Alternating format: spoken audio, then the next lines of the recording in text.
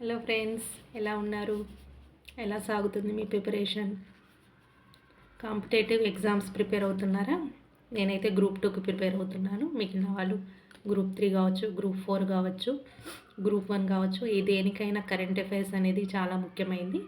ఆ current affairs daily update కోసం please మన ఛానల్ని సబ్స్క్రైబ్ చేసుకోండి, మరి ఫాలో అవ్వండి, లైక్ కూడా కొట్టండి. అవి చాలా ఎంకరేజ్మెంట్గా ఉంటాయి. మీరు నాతో డౌట్స్ అనేవి షేర్ చేసుకుంటుంటే మనకు సబ్జెక్ట్ డిస్కషన్ చేసుకోవడానికి కూడా అవకాశం ఉంటుంది. చదువుకోవాలన్న ఇంట్రెస్ట్ ఉంటుంది.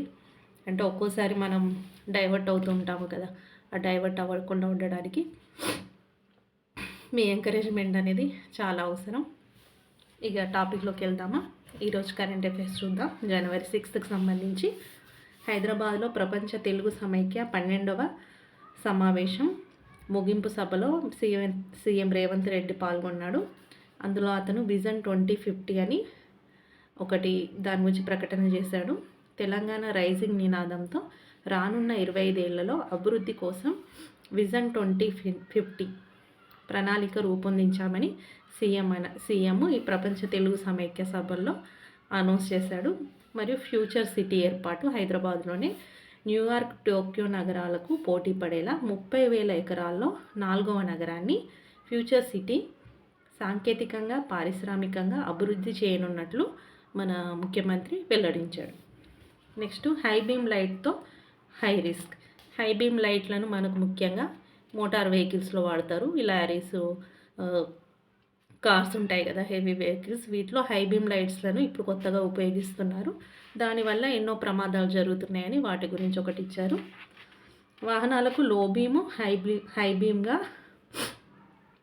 లైట్లను సందర్భానుసారం మనం ఆ వాహనాలకు 2 రకాల లైట్స్ ఉంటాయి. హై బీమ్ ఉంటుంది, లో బీమ్ ఉంటుంది. కానీ ఎక్కువ హై బీమ్ లైట్లనే వాడుతున్నారని ఇందులో ఇచ్చారు. మనం దాన్ని లో బీమ్కి కూడా మార్చుకోవచ్చు, కానీ ఆ లో బీమ్ లైట్లను ఎక్కువ యూజ్ చేయట్లేదు. ఎక్కువగా హై బీమ్ లైట్ల వాడకం వల్ల ఎదురుగా వాహనదారుని కళ్ళలో నేరుగా ఆ లైట్ పడడం వల్ల ముందున్న రోడ్డు కనిపించక ప్రమాదాలు జరిగే అవకాశం ఉంది. అందుకే హై బీమ్ లైట్లను వాడడం అనేది చట్ట విరుద్ధమని ఈ చట్టాన్ని 1988లోనే తీసుకొచ్చారు. మోటార్ వాహన చట్టం 1988.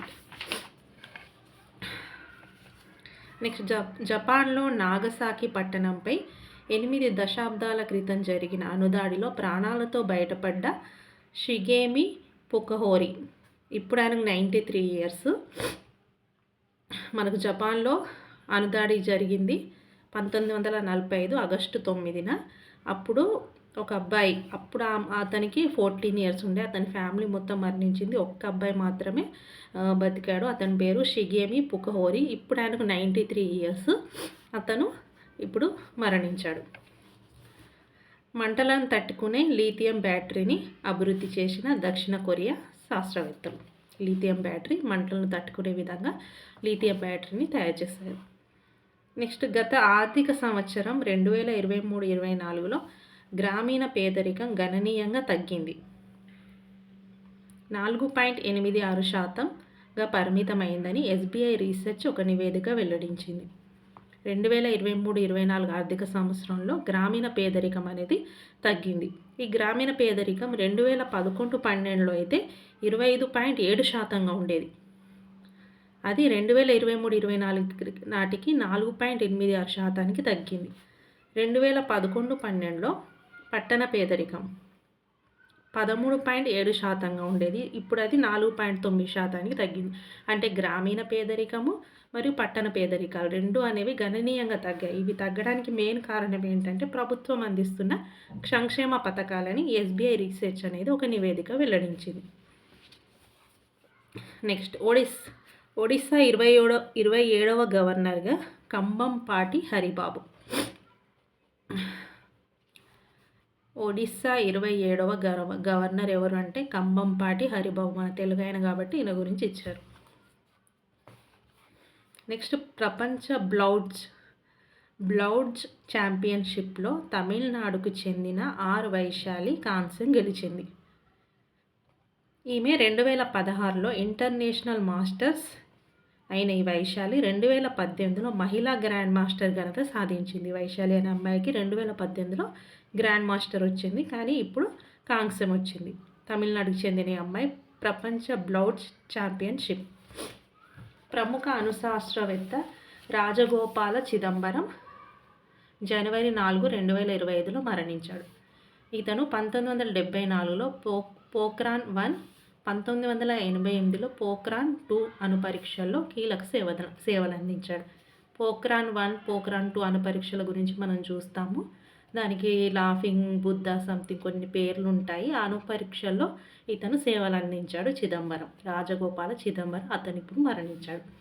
ఇతనికి 1975లో పద్మశ్రీ, 1999లో పద్మవిభూషణ్ అనేవి వచ్చాయి.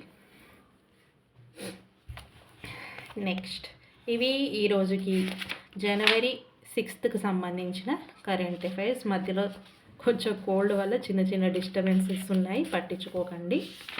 ఇంకా చెప్పండి, మీ స్టడీ ఎలా సాగుతుంది, మీరు ఎలా ప్రిపేర్ అవుతున్నారు, ఎలా నోట్స్ ప్రిపేర్ చేసుకుంటున్నారు అన్నీ షేర్ చేసుకోండి ప్లీజ్. ఎందుకంటే మనం ఒకరినొకరు షేర్ చేసుకుంటే నేను కూడా కొత్త విషయాలు తెలుసుకోవడానికి అవకాశం ఉంటుంది.